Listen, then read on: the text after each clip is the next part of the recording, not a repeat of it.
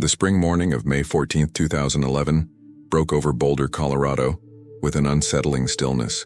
The sky was overcast, heavy clouds pressing down on the Rocky Mountain foothills like a gray blanket threatening rain that never quite fell.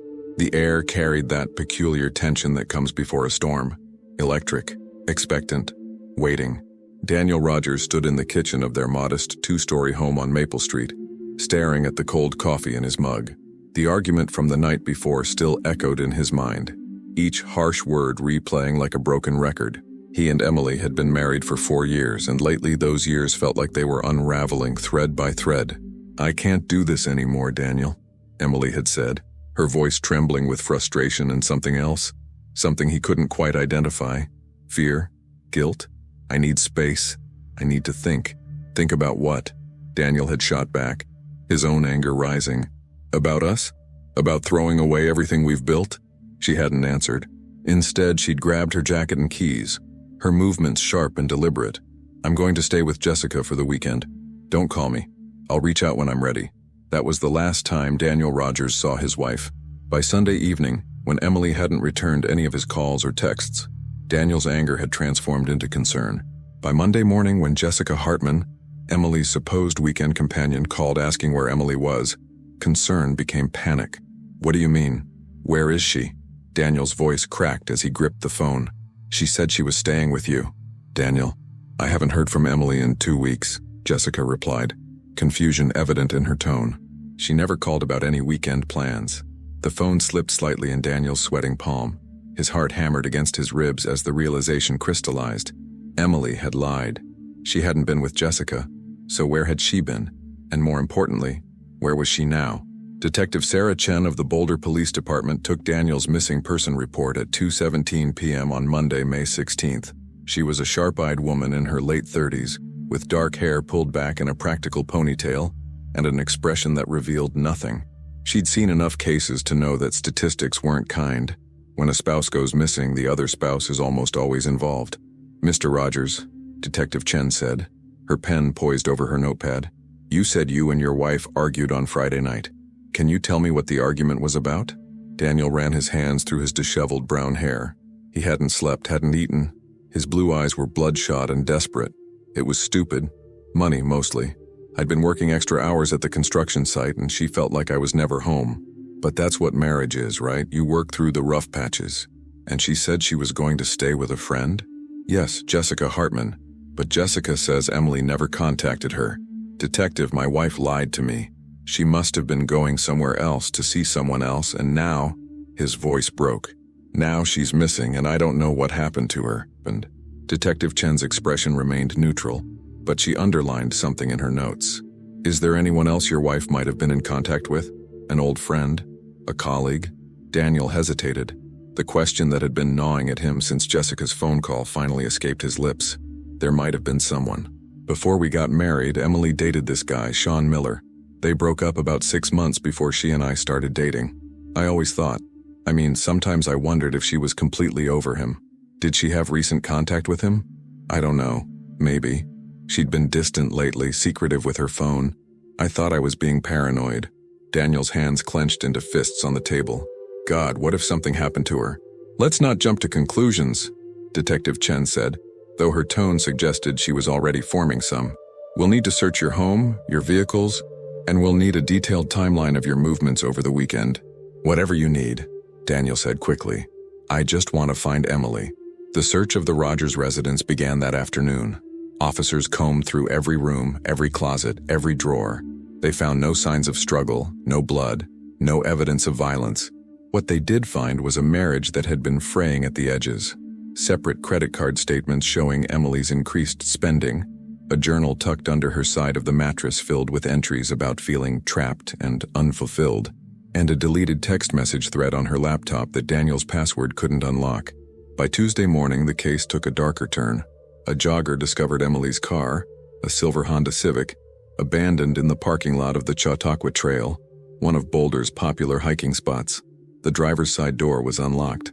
Inside, officers found Emily's purse, her cell phone with a dead battery, and her wallet containing $200 in cash and all her credit cards. If she ran away, why leave her money and ID? Daniel asked Detective Chen when she called with the update. His voice was hoarse from crying and lack of sleep. This doesn't make sense. Something terrible happened to her. We're exploring all possibilities, Chen replied carefully. Mr. Rogers, I need to ask you again about your whereabouts this weekend. I already told you. I was home Saturday, working on the deck in the backyard. Sunday I drove around looking for Emily.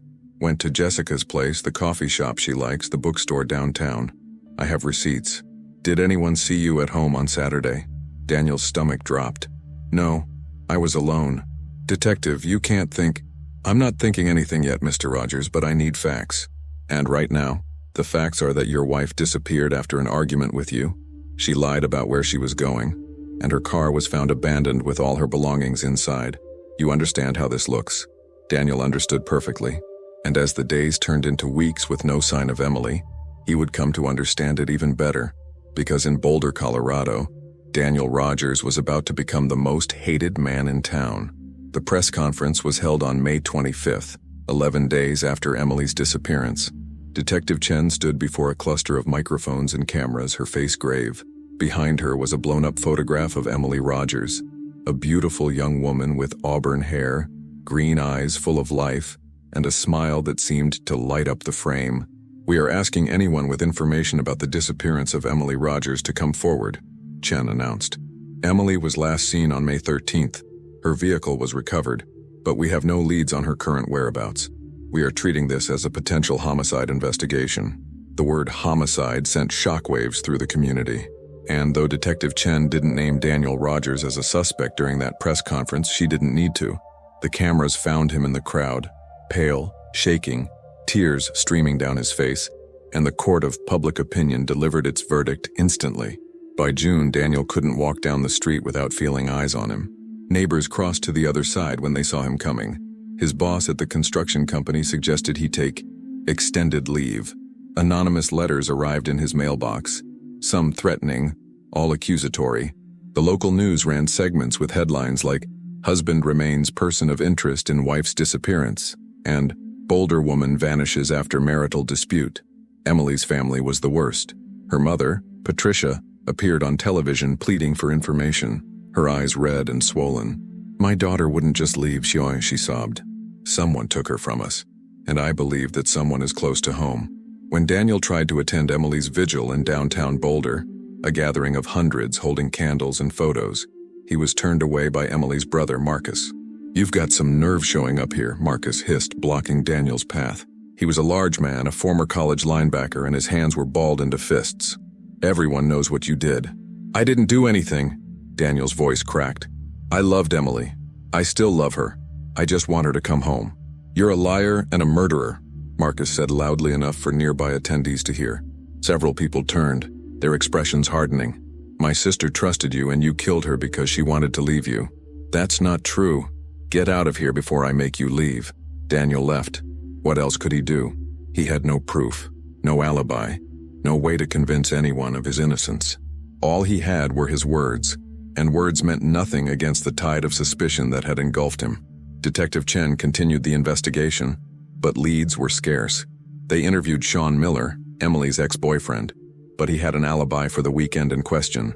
He'd been in Denver visiting his sister with credit card receipts and witness statements to prove it. Sean expressed shock and sadness about Emily's disappearance, but nothing in his demeanor suggested involvement. They searched the Chautauqua Trail area extensively, bringing in search dogs and volunteers. They found nothing. No clothing, no blood, no signs of struggle.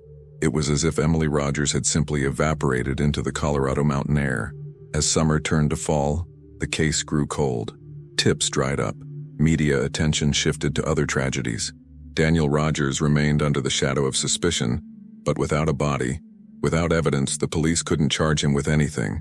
He existed in a strange limbo, neither convicted nor exonerated, neither guilty nor innocent in the eyes of those around him. He stopped going out except for necessary errands. He stopped answering the phone. He lived alone in the house he'd shared with Emily, surrounded by her belongings and her ghost. Sometimes, late at night, Daniel would stand in the bedroom they'd once shared and whisper to the darkness, "Where are you, Emily? What happened to you?" The darkness never answered. But somewhere in Boulder, in a place Daniel Rogers could never have imagined, Emily was alive. And she was screaming. The winter of 2011 descended on Boulder with a brutality that matched the coldness Daniel Rogers felt seeping into his life. Snow blanketed the city in white, transforming the picturesque college town into a postcard, beautiful on the surface, frozen underneath. Daniel watched the snow fall from his living room window, a beer growing warm in his hand, wondering how his life had come to this. It was December now, 7 months since Emily vanished. 7 months of living under a microscope, of being judged by every person who passed him on the street, of waking up each morning to the same nightmare with no end in sight. Detective Sarah Chen hadn't given up on the case, even as her superiors pressured her to move on to more solvable crimes. She'd interviewed Daniel 17 times, each session a carefully orchestrated dance of questions designed to trip him up, to make him contradict himself, to break whatever facade she believed he was maintaining. "Mr. Rogers," Chen said during their December 8th interview, her voice carrying the weariness of months without progress. "Let's go over the timeline again. You say you and Emily argued on Friday the 13th. What exactly did she say before she left?" Daniel closed his eyes, reciting words he'd repeated so many times they'd lost all meaning. "She said she needed space, that she was going to Jessica's for the weekend, that I shouldn't call her. But she didn't go to Jessica's." "No. So where did she go, Daniel?" "I don't know." His voice was hollow. "I've told you 1,000 times. I don't know." Chen leaned forward, her dark eyes searching his face. "Here's what troubles me. Your wife lies to you about where she's going. She takes nothing but her purse and phone. Her car ends up at a hiking trail she rarely visited. And you, her husband, the person who should be most concerned, you don't seem to have any idea where she might have gone or who she might have been seeing." "Because she didn't tell me." Daniel's frustration finally boiled over. "You think I wouldn't have followed her if I'd known? You think I wouldn't have fought for my marriage? Emily shut me out, detective. She built walls I couldn't climb, and by the time I realized how high they were, she was already gone. Or you realized she was leaving you," Chen suggested quietly, "and you couldn't accept that." Daniel's hands trembled. "I didn't hurt my wife. I swear to God I didn't touch her." But swearing to God wasn't enough. Not for Detective Chen, not for Emily's family, and certainly not for the prosecution team that was slowly building a circumstantial case against him. By January 2012, Daniel's life had completely unraveled. His construction company officially terminated his employment, not for cause, they claimed, but due to restructuring. His bank account, drained by legal fees for the attorney he'd been forced to retain, showed a balance of $432. His marriage was over, though he couldn't file for divorce without declaring Emily dead, and he refused to do that. Some part of him still hoped, still believed that she would walk through the door with an explanation that would make sense of everything. The media attention had also taken its toll. A true crime podcast called Vanished in the Rockies dedicated 3 episodes to Emily's disappearance, with heavily implied accusations toward Daniel. Social media users who'd never met either of them became amateur detectives, dissecting every photo, every interview, every public statement Daniel had made. "He shows no emotion," one comment read. "Classic narcissist behavior. Did you see how he looked away when asked about their argument?" "He's lying," another insisted. "I hope they find enough evidence to lock him up forever," a third declared with certainty. Daniel stopped reading after a while. What was the point? The narrative had been written, and he was cast as the villain. Emily's mother, Patricia, became a fixture on local news programs, her grief morphing into rage as months passed without answers. In February, she gave an interview that would haunt Daniel for years. "I know my daughter," Patricia said, her voice shaking with conviction as she clutched a framed photo of Emily. She would never just leave. She had dreams, plans. She wanted children. She wanted a future. And that man, her voice dripped with venom, that man took all of that away from her because his ego couldn't handle being left. The interviewer, a young blonde woman with practiced sympathy, leaned in. "You believe Daniel Rogers killed your daughter?" "I don't just believe it," Patricia replied, tears streaming down her weathered face. "I know it. I can feel it in my bones. He murdered my baby and he's walking free while we suffer. That's not justice. That's not right." Daniel watched the interview alone in his darkened living room, the television's glow casting shadows across his gaunt face. He'd lost 20 pounds since May. His hair, once neatly trimmed, had grown shaggy and unkempt. Dark circles ringed his eyes like bruises. "I didn't kill you," he whispered to the screen, to the image of Emily that her mother held. "I didn't kill you, Emily. Where are you?" The answer to that question remained locked away in a place no one thought to look, because Sean Miller was not on anyone's radar. Sean Miller lived in a modest ranch-style house on the outskirts of Boulder, in a neighborhood that had seen better days. The homes were older, the paint peeling, the yards overgrown. It was the kind of place where people minded their own business, where unusual sounds were ignored, where privacy was paramount. Sean was 34 years old, worked as a freelance IT consultant, and maintained a low profile. He'd dated Emily briefly in 2006 before she met Daniel. Their relationship had been intense but short-lived. Emily had broken it off after 6 months, telling friends that Sean was too controlling and too possessive. But that was years ago. Water under the bridge. Ancient history. When Detective Chen interviewed Sean in May 2011, just days after Emily's disappearance, he'd been cooperative and seemingly genuine in his concern. "Emily and I dated a long time ago," Sean had explained, sitting in the police station's interview room with his hands folded calmly on the table. He was an average-looking man. Brown hair, brown eyes, unremarkable features that blended into any crowd. "We parted on good terms. I heard she got married, and I was happy for her." "When was the last time you had contact with her?" Chen had asked. "Oh, it's been years. 3, maybe 4. I ran into her at the grocery store once. We exchanged pleasantries, and that was it." "Where were you on the weekend of May 13th through 15th? "In Denver, visiting my sister. I can give you her contact information." The sister confirmed Sean's alibi. Credit card statements showed purchases in Denver. Security footage from his sister's apartment building showed him entering Friday evening and leaving Monday morning. Sean Miller was eliminated as a suspect within 48 hours. No one thought to question him again. No one had reason to doubt his story. No one knew that beneath his calm exterior was a mind that had been planning, plotting, waiting for the perfect opportunity. Sean had never gotten over Emily. While she'd moved on, married, built a life with Daniel Rogers, Sean had remained stuck in the past, obsessed with the woman who'd rejected him. He'd followed her from a distance, learning her routines, her habits, her vulnerabilities. He'd created fake social media accounts to track her posts. He'd driven past her house late at night, watching the lights in the windows, imagining what she and Daniel were doing inside. And when Emily had called him in early May 2012, reaching out during a moment of marital weakness, seeking comfort from someone who'd once known her intimately, Sean had recognized his chance. Their affair had been brief, just 3 secret meetings over 2 weeks. Emily had been conflicted, guilty, desperate to save her marriage but also craving the attention Sean lavished on her. She'd planned to end it, to confess to Daniel and try to rebuild what they'd lost. Sean had other plans. On May 13th, when Emily told Daniel she was going to Jessica's, she was actually meeting Sean at a motel outside of town. She planned to end their affair that night, to tell Sean it was a mistake and that she was recommitting to her marriage. "I can't do this anymore," Emily had said, sitting on the edge of the cheap motel bed, her hands twisting nervously in her lap. "I love Daniel. I made a horrible mistake, but I want to fix it." Sean had smiled, that same calm, understanding smile he always wore. "Of course, Emily, I understand. I want you to be happy." The drugged water bottle he'd prepared sat innocuously on the nightstand. Emily had been thirsty from the drive. She'd taken 3 long gulps before noticing the bitter aftertaste. "Sean, this tastes—" She never finished the sentence. The sedatives worked quickly. Within minutes, Emily's words were slurring. Within 5 minutes, she was unconscious. Sean had loaded her limp body into his trunk, driven her car to the Chautauqua Trail to stage the disappearance, and then called his sister from a burner phone to confirm his arrival in Denver.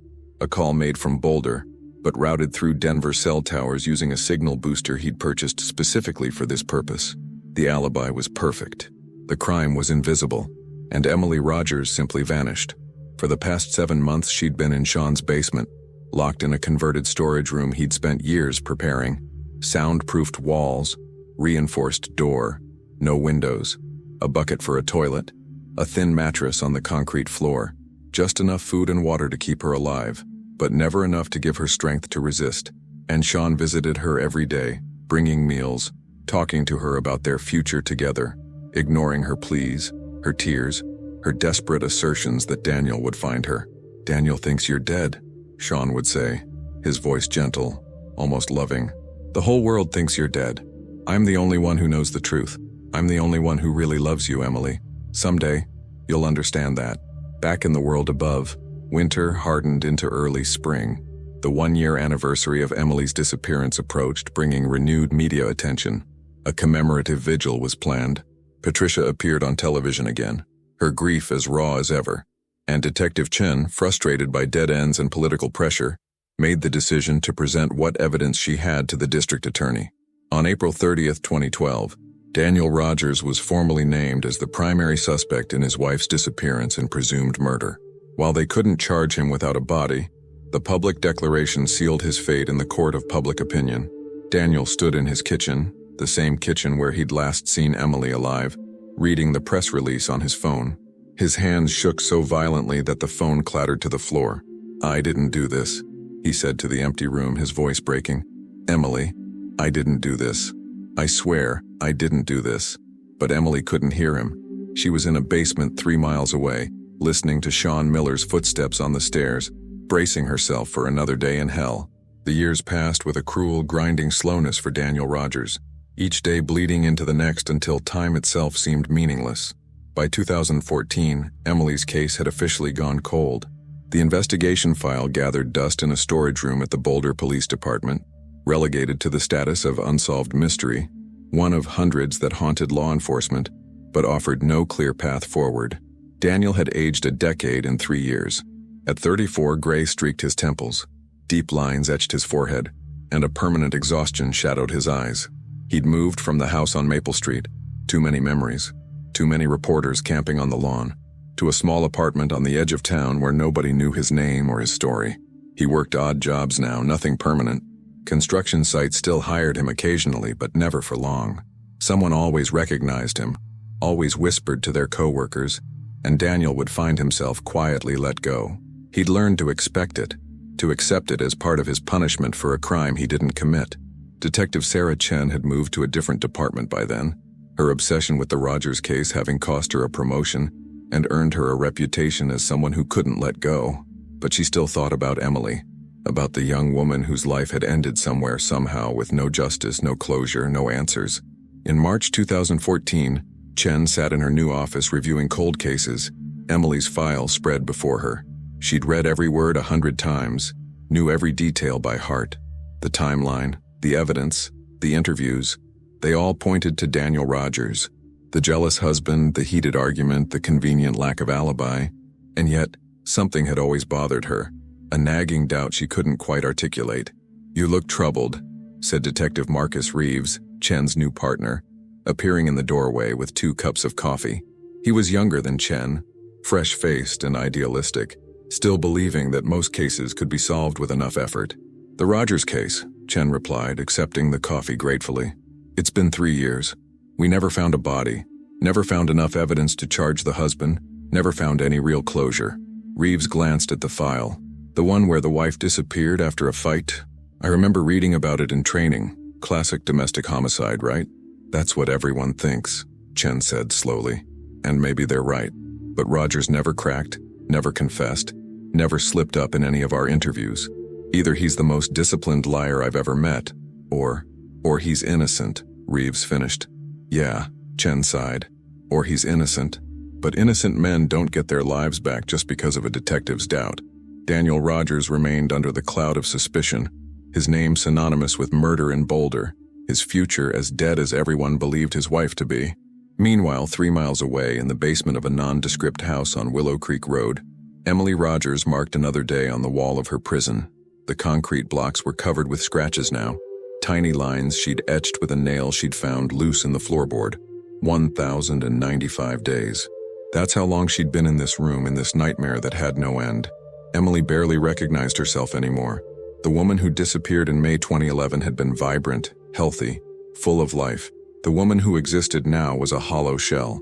Her auburn hair, once glossy and thick, hung in matted clumps around a face that was all sharp angles and pale skin. Her body had withered to near skeletal proportions despite Sean's carefully rationed meals. Her green eyes, once bright, had dulled to the color of stagnant water. But she was alive. Against all odds, through all the suffering, Emily Rogers was still breathing. She'd learned to survive in ways she never imagined possible. She'd learned to eat whatever Sean brought, no matter how unappetizing. She'd learned to ration the bottles of water he provided, making them last. She'd learned to exercise in the limited space of her cell, keeping her muscles from atrophying completely. She'd learned to retreat into her mind during Sean's visits, to go somewhere else when he sat on the edge of her mattress and talked about their life together. Most importantly, she'd learned to wait, because Emily Rogers had not given up hope. In the beginning, she'd screamed until her throat bled. She'd thrown herself against the reinforced door until her shoulders bruised. She'd begged, pleaded, threatened, bargained. None of it had worked. The soundproofing was perfect. No one could hear her, and Sean was unmoved by her suffering. So she'd changed tactics. She'd become compliant, docile, agreeable. She'd pretended to accept her fate, to believe Sean's delusions about their future. She'd watched him carefully, studying his routines, his moods, his vulnerabilities, and she'd waited for a single moment of carelessness that might offer escape. That moment never came. Sean was meticulous, paranoid, obsessively careful. He never left the door unlocked, never came close enough for her to attack him, never brought anything into the room that could be used as a weapon. The only items in her prison were the mattress, the bucket, and a thin blanket that provided little warmth during Colorado's brutal winters. "Good morning, beautiful," Sean said cheerfully as he descended the basement stairs on the morning of March 15, 2014. He carried a tray with breakfast, oatmeal, a piece of toast, a bottle of water. "I made your favorite." Emily looked up from where she sat on the mattress, forcing her face into an expression of neutral acceptance. She'd learned that resistance only meant less food, more isolation, longer periods between his visits. Compliance meant survival. "Thank you," she said quietly, her voice hoarse from years of minimal use. Sean smiled, pleased by her response. He set the tray down just inside the door, maintaining his careful distance. "I have good news. I got a new contract today, a big one. It means I'll be working from home for the next few months, which means I'll be able to spend more time with you." Emily's heart sank, but she kept her expression neutral. More time with Sean meant more of his delusional conversations, more of his one-sided affection, more reminders that she was completely at his mercy. "That's nice," she managed. "I knew you'd be happy," Sean said, misreading her response entirely. He'd constructed an alternate reality in his mind where Emily loved him, where they were a couple, where her captivity was somehow an expression of devotion rather than imprisonment. "You know, Emily, it's been almost 3 years. I think you're finally starting to understand that we belong together." 3 years? Had it really been that long? Time had lost meaning in this windowless room, measured only by the scratches on the wall and the changing length of Sean's hair during his visits. "What about Daniel?" Emily asked, a question she'd learned to phrase carefully. Asking too directly about her husband triggered Sean's anger. "What about him?" Sean's smile tightened. "He's moved on, Emily. The whole world has moved on. Your case is closed. No one's looking for you anymore." The words hit like physical blows. No one was looking for her. After 3 years, the searches had stopped. The investigation had ended. Hope had died. She was forgotten, erased, as good as dead to everyone who'd once loved her. "I see," Emily whispered. "It's better this way," Sean continued, his voice taking on that gentle, patronizing tone that made her skin crawl. "We don't need the outside world. We have everything we need right here. Just you and me, Emily. Forever, forever." The word echoed in Emily's mind long after Sean had left, after she'd forced down the oatmeal that tasted like cardboard, after she'd added another scratch to the wall marking another day in hell. She couldn't survive forever. The human body had limits, and Emily could feel herself approaching hers. Malnutrition, lack of sunlight, the constant stress and fear. They were killing her slowly but surely. If she didn't escape soon, she never would. But how? The door was solid steel, the walls concrete blocks, the ceiling reinforced. Sean never made mistakes, never left openings. She was trapped in a tomb of his making, buried alive while the world above forgot she'd ever existed. Upstairs, Sean settled at his computer, pulling up news articles about Emily's disappearance. He read them obsessively, bookmarking ones that mentioned Daniel Rogers as the prime suspect. It gave him satisfaction knowing that Emily's husband was suffering, that he was blamed for Sean's crime, that he would carry that weight forever. "He never deserved you," Sean murmured to the screen, to the photos of Emily from better days. "I'm the one who truly loves you. I'm the one who would do anything for you." The irony of that statement, that his love had imprisoned her, tortured her, stolen years of her life, never occurred to Sean Miller. In his fractured mind, keeping Emily in his basement was the ultimate act of devotion. By 2016, Daniel Rogers had disappeared from public life entirely. He'd stopped trying to clear his name, stopped responding to the occasional reporter who still wanted to rehash the story, stopped hoping for vindication.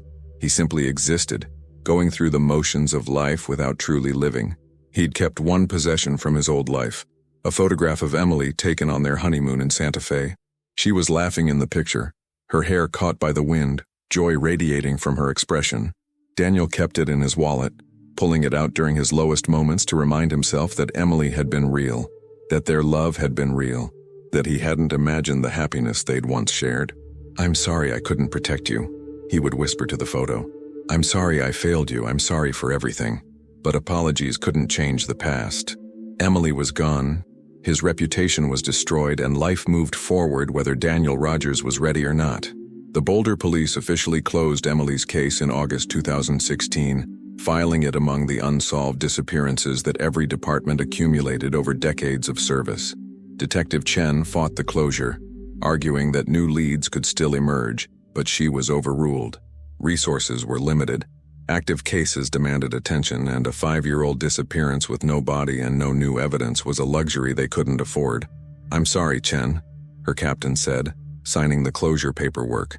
"I know you invested a lot in this case, but we have to move on. Emily Rogers is gone, and unless something extraordinary happens, she's staying gone." Something extraordinary would happen 6 years later, but for now, in the spring of 2016, Emily marked day 1826 on her wall, whispered a prayer to a God she wasn't sure was listening, and prepared for another night in the darkness. Daniel Rogers sat in his apartment, staring at Emily's photo, wondering if death would bring him the peace that life no longer could. And Sean Miller smiled as he descended the basement stairs, a tray of food in his hands, convinced that his perfect crime would never be discovered.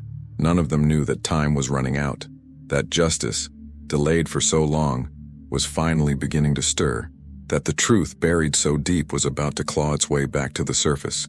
The clock was ticking, and in 6 years, everything would change. The summer of 2022 arrived in Boulder with scorching heat that turned the streets into shimmering mirages. 11 years had passed since Emily Rogers vanished, and the world had moved on completely.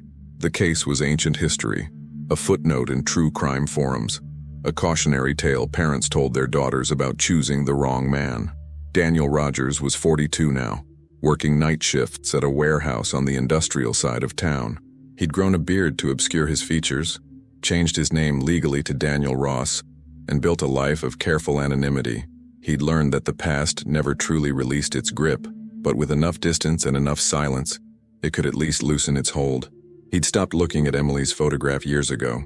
The pain had become too much, the guilt too overwhelming. He'd convinced himself that moving forward, however hollowly, was the only way to survive. Some nights he succeeded. Most nights, he failed. Detective Sarah Chen had retired in 2020, taking her regrets and her unsolved cases with her. She'd tried for years to shake the feeling that the Rogers case had gone wrong somehow, that she'd missed something crucial. But retirement brought no clarity, only the gnawing sense that Emily Rogers deserved better than to be forgotten. Sean Miller, at 45, had become a ghost of sorts. He worked exclusively from home now, his freelance IT business thriving in an increasingly digital world. His neighbors barely knew him. The quiet man in the house on Willow Creek Road who kept to himself, maintained his lawn meticulously, and never caused trouble. He was invisible, unremarkable, exactly as he intended. In the basement below, Emily Rogers existed in a state between life and death. She was 39 years old chronologically, but her body had aged decades beyond that. 11 years of captivity had ravaged her. Chronic malnutrition had made her teeth loose and her bones brittle. Lack of sunlight had left her skin paper-thin and translucent, and the psychological trauma had fragmented her mind in ways that made reality feel distant and dreamlike. She'd stopped counting days somewhere around year 7. The scratches on the wall had run out of space, becoming an incomprehensible tally that no longer mattered. Time had ceased to be linear. Sometimes Emily couldn't remember if she'd been in the basement for months or decades. Sometimes she couldn't remember her own name, but she remembered Daniel. In her darkest moments, when Sean's visits became unbearable and death seemed preferable to another day of existence, Emily would close her eyes and picture Daniel's face. She'd remember their first date, their wedding day, the sound of his laugh. She'd remember the man who'd loved her, who'd believed in their future, who'd become the scapegoat for her disappearance. "I'm sorry," she would whisper into the darkness. "I'm so sorry, Daniel." On July 12, 2022, something changed. Not dramatically. Nothing in Emily's world changed dramatically anymore. But subtly, significantly, the foundation of Sean Miller's perfect crime began to crack. It started with a noise. Thomas Chen, no relation to Detective Sarah Chen, was a graduate student at the University of Colorado, renting the house next door to Sean Miller while he completed his doctorate in environmental science. He was 26, observant, and troubled by insomnia that often kept him awake until dawn. On that hot July night, unable to sleep, Thomas sat on his back porch at 3 a.m, smoking a cigarette and reviewing research notes by the light of his phone. The neighborhood was silent except for the occasional bark of a distant dog and the whisper of wind through the trees. Then he heard it, a sound so faint, so muffled that at first he thought he'd imagined it. It seemed to come from Sean Miller's house, from somewhere below ground level, a sound that raised the hair on the back of Thomas's neck. It sounded like someone screaming. Thomas stood, his cigarette forgotten, straining to hear. For several minutes there was nothing. Then it came again, a distant, desperate sound that was unmistakably human. Someone in distress. Someone crying for help. His first instinct was to call the police. His phone was already in his hand. But then doubt crept in. Was he really sure he'd heard something? Could it have been a television, an animal, his own sleep-deprived imagination? Sean Miller seemed like a perfectly normal guy. Boring, actually. Quiet, polite, unremarkable. But the sound, there was something about it that Thomas couldn't shake. He spent the next week paying closer attention to his neighbor's house. He noticed things he'd never registered before. Sean Miller never had visitors. Never. No friends stopped by, no family members, no delivery drivers entering the house. Everything was left on the porch. The windows were always covered with heavy curtains, and even during the blazing summer heat they were never opened. And at night sometimes, if Thomas listened carefully, he could hear that sound again. Muffled, distant, desperate. On July 19th, Thomas made a decision. He called the Boulder Police Department non-emergency line at 2 p.m, his voice uncertain but determined. "Hi, I think I need to report something," he began. "It's probably nothing, but I keep hearing these sounds from my neighbor's house. Screaming, I think. Coming from underground, maybe." The dispatcher's tone was professional but skeptical. "Screaming? Are you sure it's not a television or—" "I thought that at first too," Thomas interrupted. "But it's been multiple nights now. Always very late. Always from the same area. I think it's coming from a basement or crawl space. My neighbor is a guy named Sean Miller. Lives at 4527 Willow Creek Road." The dispatcher paused. Thomas could hear typing. "And you've never seen any signs of disturbance? No evidence of anyone in distress?" "No, but that's kind of the point. He never has anyone over. Never opens his windows. It's weird, you know? And these sounds, they sound like someone trapped." "I'll file a report," the dispatcher said. "An officer will follow up." Officer Marcus Webb arrived at Thomas Chen's house on July 21st. He was a 15-year veteran of the Boulder Police, mid-40s, with the weary professionalism of someone who'd seen everything and expected nothing to surprise him anymore. "Mr. Chen," Webb said, notebook in hand, "I understand you've been hearing unusual sounds from your neighbor's property?" "Yes, officer," Thomas replied, leading Webb to his back porch. "It's always late at night, and it sounds like someone screaming or crying. It's muffled, like it's coming from underground."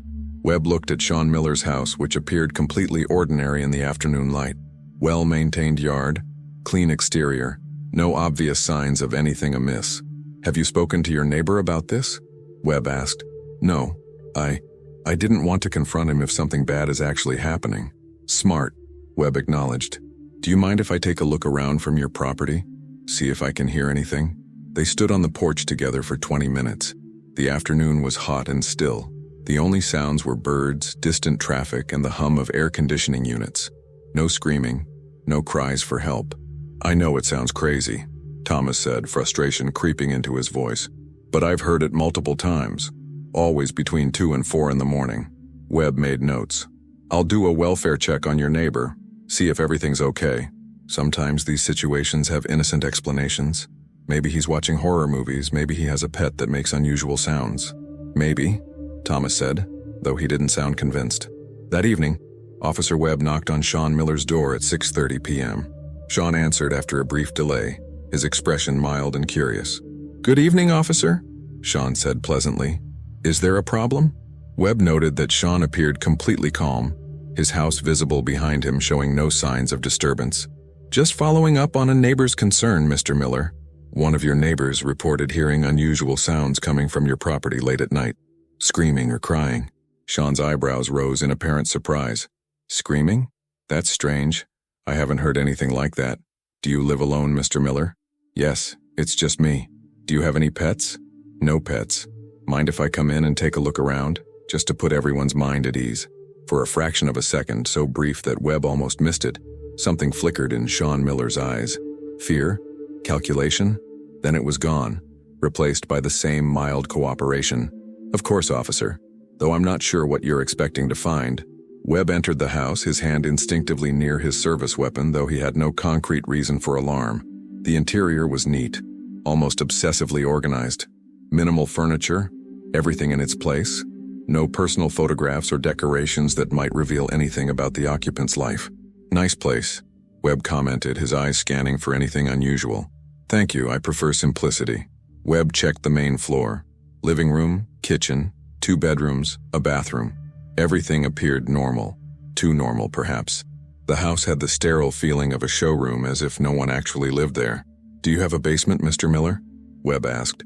"Yes, but it's just storage. Very boring, I'm afraid. Mind if I see it?" Another brief hesitation. "Not at all." Sean led Webb to a door off the kitchen. He unlocked it. Webb noted the deadbolt, unusual for an interior door, and descended narrow wooden stairs. Webb followed, his instincts now fully alert. The basement was exactly as Sean had described: storage. Boxes labeled and stacked, old furniture covered with sheets, a water heater humming in the corner. Webb walked the perimeter, looking for anything out of place. That's when he saw it. Along the far wall, a large metal shelf unit stood filled with more boxes, but something about it looked off. The spacing between it and the wall seemed too uniform, too deliberate. "What's behind that shelf?" Webb asked. "Nothing," Sean replied quickly. "Just the wall. The shelf is there because that's where it fits best." Webb approached the shelf. "Mind if I move it?" "Officer, I really don't see—" "Just routine," Webb interrupted, his tone hardening slightly. He gripped the shelf and pulled. It was heavy but moved easier than expected, because it wasn't actually attached to the wall. It was on wheels, disguised to look stationary. Behind the shelf was a steel door with multiple locks. "Mr.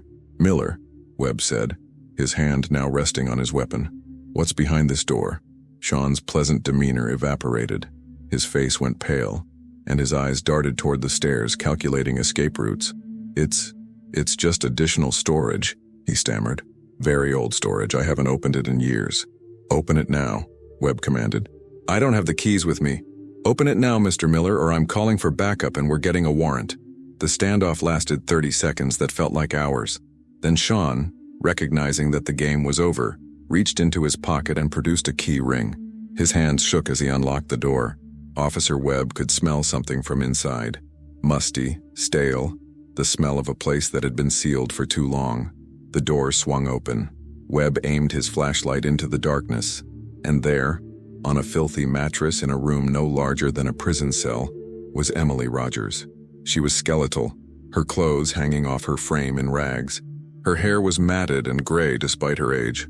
Her eyes, sunken deep in their sockets, blinked against the sudden light with confusion and fear.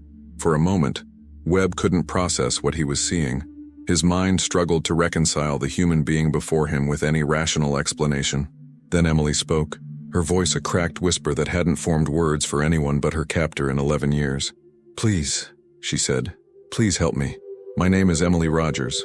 Officer Webb would later say that those words, spoken by a woman the entire world believed was dead, found in the basement of a man no one had ever suspected, were the most chilling he'd ever heard in his 15-year career. He grabbed his radio with shaking hands. "Dispatch, this is Webb. I need immediate backup at 4527 Willow Creek Road. I've found Emily Rogers. Repeat, I've found Emily Rogers alive. Suspect in custody. Send ambulances, send detectives, send everyone."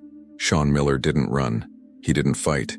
He simply sank to the basement floor, his head in his hands. as the weight of 11 years of lies finally crashed down upon him. And Emily Rogers, after 4,018 days in darkness, saw the light of rescue at last. The news exploded across Boulder like a bomb, the shockwave reverberating through every corner of the city and beyond. By 9 p.m. on July 21, 2022, every major news network had broken into regular programming, with the same impossible headline: Emily Rogers found alive after 11 years. The scene outside Sean Miller's house on Willow Creek Road transformed into chaos within an hour of Officer Webb's radio call. Police cruisers, ambulances, news vans, and curious onlookers converged on the quiet neighborhood, turning the street into a carnival of flashing lights and shouted questions. Emily was carried out on a stretcher, her frail body wrapped in blankets despite the summer heat. Paramedics had wanted to move her immediately, but she'd been so disoriented, so fragile, that they'd spent 20 minutes stabilizing her in the basement before attempting transport. She weighed 73 pounds, less than half her healthy weight. Her vital signs were dangerously unstable. "Ma'am, can you hear me?" The lead paramedic, a woman named Jennifer Costa, asked gently as they loaded Emily into the ambulance. "You're safe now. We're taking you to Boulder Community Hospital. You're going to be okay." Emily's eyes, adjusting slowly to light after years of near-total darkness, flickered toward Jennifer's face. Her lips moved, forming words that were barely audible over the commotion outside. "Daniel," she whispered. "Where's Daniel?" Jennifer exchanged glances with her partner. She didn't know who Daniel was, didn't know the full story yet. None of them did. "We'll find him," she promised. "Right now, we need to focus on getting you help." The ambulance screamed through Boulder's streets, Emily Rogers inside, a woman resurrected from the dead, carrying 11 years of hell in her traumatized body and fractured mind.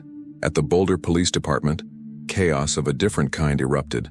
Captain Richard Morrison, who'd closed Emily's case 6 years earlier, stood in the main office staring at the reports flooding in, unable to process what he was reading. "She's alive," he said numbly to no one in particular. "After 11 years in that basement, Emily Rogers is alive." Detective Sarah Chen, retired but still living in Boulder, received the call at 9:15 p.m. She was watching television with her husband when her former partner, Marcus Reeves, now a senior detective, called her cell phone. "Sarah," Reeves said, his voice shaking with adrenaline, "you need to turn on the news right now." "Marcus, I'm retired. Whatever it is, it's Emily Rogers. We found her. She's alive." The remote control slipped from Chen's hand, clattering to the floor. "That's impossible. I'm looking at the reports right now. Officer Webb found her in Sean Miller's basement." "Sean Miller, Sarah, the ex-boyfriend we cleared in 2011. He's had her locked in his basement for 11 years. Chen felt the room spin. Sean Miller, the man with the perfect alibi, the cooperative witness, the person she'd eliminated as a suspect within 48 hours of beginning the investigation. How had she missed it? How had they all missed it? They all... "Daniel Rogers," she said, the realization hitting her like a physical blow. "Oh God, Daniel Rogers. He's been living under the name Daniel Ross for the past 7 years," Reeves said.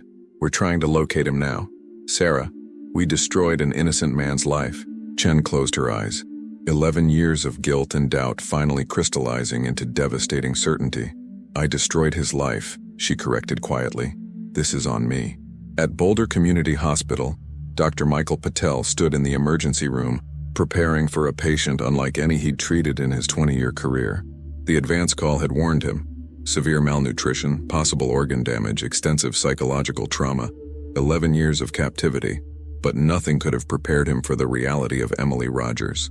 When they wheeled her in, Dr. Patel had to suppress his visceral shock. Emily looked less like a 39-year-old woman, and more like an elderly patient in the final stages of a wasting disease. Her skin hung loosely on her skeletal frame. Her hair had thinned to wispy patches, and her eyes held a vacancy that spoke of profound psychological damage. "Get me a full metabolic panel, CBC, chest x-ray, and start IV fluids immediately," Dr. Patel ordered his team. "Carefully. Her body's been starved for years. We need to avoid refeeding syndrome." As nurses worked around Emily, starting IVs and attaching monitors, Dr. Patel leaned close to her face. "Emily, my name is Dr. Patel. You're at Boulder Community Hospital. You're safe now. Can you tell me if you're in pain?" Emily's eyes, sunken and hollow, found his. "Everything hurts," she whispered. "But I'm alive. I'm really alive." "Yes, you are," Dr. Patel confirmed, his throat tight with emotion. and we're going to help you heal. But physical healing would be the easy part. The psychological damage from 11 years of captivity, isolation, and trauma would take far longer, if it could heal at all. By midnight, the media frenzy had reached fever pitch. News helicopters circled Sean Miller's house, capturing aerial footage of police processing the crime scene. Reporters stationed themselves outside the hospital, desperate for any update on Emily's condition. Social media exploded with reactions ranging from shock to outrage to disbelief. And at the center of the storm was a question no one could answer yet. How had Sean Miller kept Emily Rogers captive for 11 years without anyone discovering the truth? The answer began to emerge as detectives processed the crime scene. The basement room where Emily had been held was a masterpiece of planning and paranoia.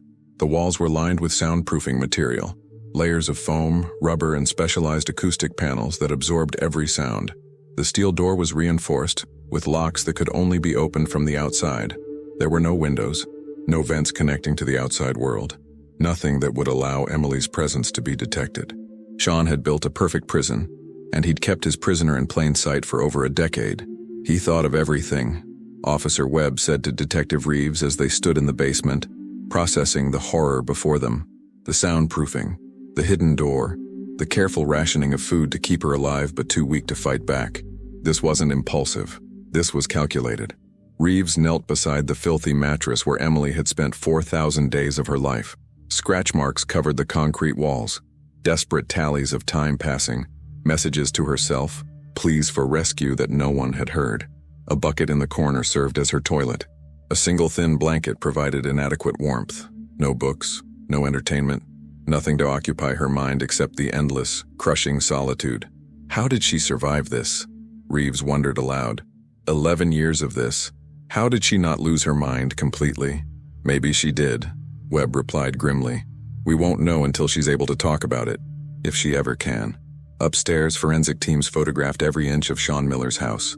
His computer revealed years of obsessive documentation, photos of Emily taken through windows before her disappearance, detailed plans for the basement conversion, research into soundproofing and security systems, and disturbing journals where Sean detailed his relationship with Emily, describing their time together as if she were a willing participant rather than a prisoner.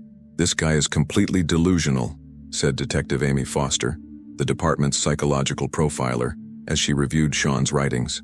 He genuinely believed they were in a relationship. He talks about their future together, about how he saved her from a bad marriage, about how grateful she would eventually become. He doesn't see himself as a criminal. In his mind, he's a romantic hero. He's a monster, Reeves corrected flatly. He's both, Foster replied, and that's what makes this so disturbing.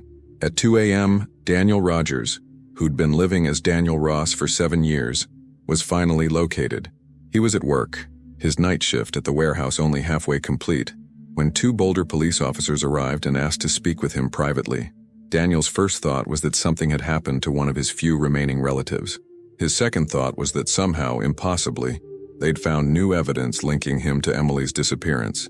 He'd learned to expect the worst from law enforcement. Mr. Ross, or should I say, Mr. Rogers, the older officer, Lieutenant James Patterson, began. I need you to sit down. Daniel remained standing, his body tense, his mind racing through possibilities. What's this about? It's about your wife, Emily Rogers. The name hit Daniel like a punch. He hadn't heard anyone speak Emily's name in years. My wife disappeared 11 years ago, he said carefully. I don't know what new evidence you think you found, but Mr. Rogers, Patterson interrupted gently. We found her. We found Emily. She's alive. The warehouse seemed to tilt. Daniel gripped the edge of a nearby table, his knuckles white. That's not funny. It's not a joke. Emily was found tonight in the basement of Sean Miller's house. She's been held captive there since 2011. She's at Boulder Community Hospital right now receiving treatment. Mr. Rogers, your wife is alive. Daniel's legs gave out. He collapsed into a chair, his breath coming in short, sharp gasps that bordered on hyperventilation. No, he kept saying. No, she's dead. Everyone said she was dead. She's been gone for 11 years. She's alive, Patterson repeated firmly, and she's been asking for you. The words penetrated Daniel's shock. Emily was asking for him. After everything, after the suspicion, the accusations, the years of being treated as a murderer, Emily was asking for him. "I need to see her," Daniel said, standing abruptly. His face was pale, tears streaming unchecked down his cheeks. "I need to see my wife." "We'll take you to the hospital," Patterson agreed. "But Mr. Rogers, you need to prepare yourself. Emily has been through unimaginable trauma. She's severely malnourished, physically weak, and psychologically damaged. She may not be the woman you remember." "I don't care," Daniel said fiercely. "She's my wife. She's alive. That's all that matters." The drive to Boulder Community Hospital was surreal. Daniel sat in the back of the patrol car, his mind unable to process the impossible reality. Emily was alive. For 11 years while he'd been mourning her, hating himself for failing to protect her, rebuilding his shattered life around the assumption of her death, she'd been alive, suffering, trapped in a basement 3 miles from their old home. And Sean Miller, the ex-boyfriend Daniel had mentioned to Detective Chen in that first interview, the man he'd suspected might have been the someone Emily was seeing, had been the monster all along. Did he? Daniel couldn't finish the question, but Patterson understood. "We don't have all the details yet," Patterson said carefully. "Emily will need time before she can give a full statement, but she's alive, Mr. Rogers. Against all odds, she survived." At 3:15 a.m., Daniel walked through the hospital's automatic doors and into a nightmare of media attention. Reporters, having learned of Daniel's impending arrival, surged forward with cameras and microphones. "Mr. Rogers, how do you feel about your wife being found alive? Did you know Sean Miller had her? Are you angry about being falsely accused? Mr. Rogers, what's the first thing you'll say to Emily?" Hospital security and police officers formed a barrier, pushing Daniel through the crowd without stopping. He barely registered their presence, his entire focus on reaching Emily. Dr. Patel met him outside the ICU, his expression grave but compassionate. "Mr. Rogers, I'm Dr. Patel. I'm overseeing Emily's care." "How is she?" Daniel asked, his voice breaking. "Can I see her?" "She's stable, but her condition is serious. Severe malnutrition, dehydration, vitamin deficiencies, muscle atrophy. We're treating her carefully to avoid complications." Psychologically, Dr. Patel paused. "She's been through extreme trauma. 11 years of isolation and captivity have taken a profound toll. But she's alive," Daniel said as if trying to convince himself. "Yes, she's alive, and she's been asking for you." Dr. Patel gestured toward the ICU doors. "She's in room 4. Take all the time you need." Daniel's hands shook as he pushed open the door to Emily's room. Nothing could have prepared him for what he saw. The woman in the hospital bed bore little resemblance to the vibrant, beautiful Emily he'd loved. She was skeletal, her face all sharp angles and hollow spaces, her skin pale as parchment. Tubes and wires connected her to various machines that beeped and hummed in the quiet room. Her eyes were closed, her breathing shallow. "Emily," Daniel whispered, approaching the bed slowly, afraid that if he moved too quickly she might disappear again. Her eyes opened, those green eyes he'd thought he'd never see again, and found his face. For a long moment, they simply stared at each other, the weight of 11 years hanging between them. Then Emily spoke, her voice barely audible. "Daniel, you came." "Of course I came," Daniel said, tears flowing freely now. He took her hand gently, shocked by how fragile it felt, how the bones seemed to press through paper-thin skin. "Emily, I'm so sorry. I'm so sorry I couldn't find you. I'm sorry I failed you." "You didn't fail me," Emily whispered. "He was so careful. No one could have found me. But I knew. I always knew you were looking. I held on to that. On the worst days when I wanted to die, I thought about you and I held on." Daniel pressed her hand to his face, sobbing openly. "I never stopped believing in you. Even when everyone said you were dead, even when I couldn't prove my innocence, I never stopped loving you." "I know," Emily said, a tear sliding down her own cheek. "I know, Daniel, and that's what kept me alive." Outside the hospital, Boulder began reckoning with its failures. Detective Chen stared up at Emily's window, haunted by the investigation that had gone so wrong.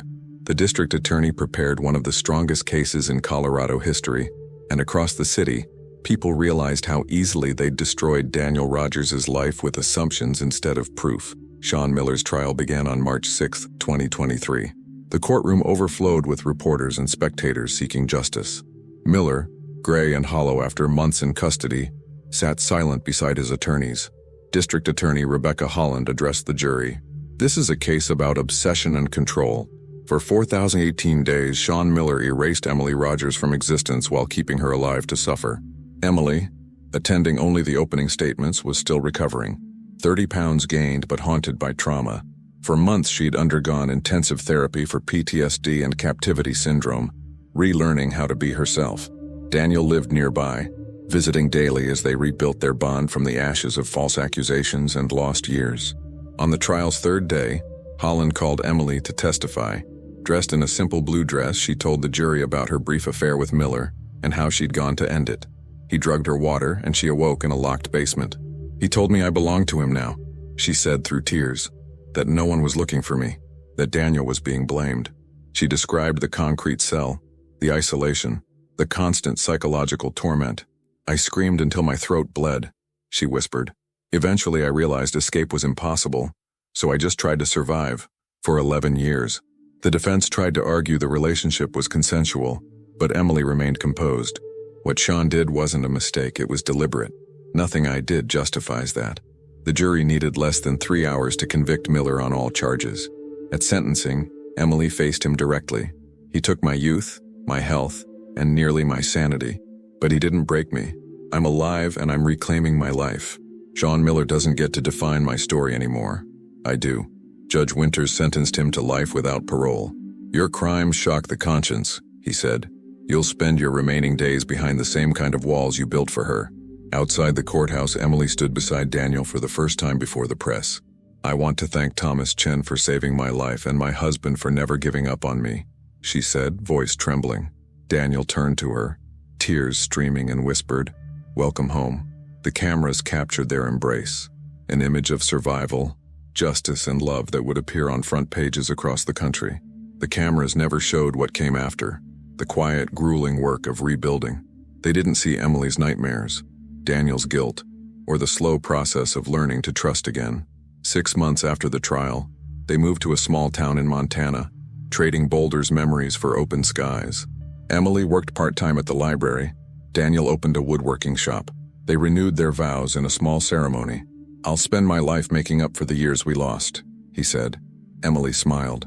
"We didn't lose them. They were stolen, but we're taking our future back." Detective Sarah Chen, haunted by guilt, received a letter from Emily. "You gave me justice in the end. I forgive you.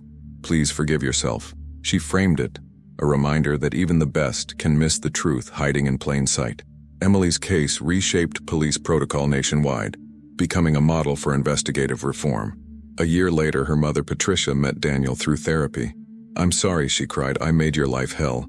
Daniel's anger melted. "You were grieving. You needed someone to blame. But how can you forgive that?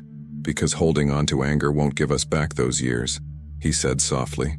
By 2025, Emily's memoir, 4,018 Days, a survival story, became a bestseller, funding organizations for kidnapping victims and the wrongfully accused. When asked how she survived, she said, "I built a life in my mind. I remembered love. I imagined freedom. Even when hope made no sense, I held on. Because surrender would have meant giving Sean Miller what he wanted, and I refused." Watching from home, Daniel saw the woman she'd become, strong, vibrant, alive. That evening, Emily asked, "Do you ever wonder what our lives would have been if none of this happened?" "Sometimes," he said, "but what we have now is real, something rebuilt from the ashes." "I like this version better," she whispered. 2 photos sat above their fireplace, one from their wedding, another from their vow renewal.